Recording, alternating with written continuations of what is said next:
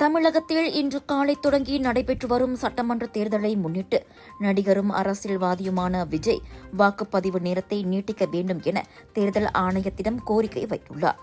தமிழக வெற்றிக் கழகத்தின் தலைவரான விஜய் போக்குவரத்து சிக்கல்கள் மற்றும் வாக்குச்சாவடிகளில் ஏற்பட்ட தாமதங்கள் காரணமாக பலர் வாக்களிக்க முடியாமல் தவித்ததாக கூறினார். பல இடங்களில் நீண்ட வரிசைகள் காணப்பட்டதாகவும் போதிய போக்குவரத்து வசதிகள் இல்லாததால் மக்கள் சிரமம் அனுபவித்ததாகவும் அவர் குறிப்பிட்டார். இதனால் அனைவருக்கும் வாக்களிக்கும் வாய்ப்பு கிடைக்க குறைந்தது 2 மணி நேரம், அதாவது இரவு 8 மணி வரை வாக்குப்பதிவு நேரத்தை நீட்டிக்க வேண்டும் என விஜய் வலியுறுத்தியுள்ளார். இந்த கோரிக்கைக்கு தேர்தல் ஆணையம் இதுவரை பதிலளிக்கவில்லை. இதனிடையே முதல்வர் கனவோடு தேர்தலில் களமிறங்கியுள்ள விஜய் முன்னதாக சென்னை நீலாங்கரையில் வாக்களித்தார். 234 தொகுதிகளுக்கும் ஒரே கட்டமாக இன்று தமிழக சட்டமன்றத்திற்கு தேர்தல் நடக்கிறது.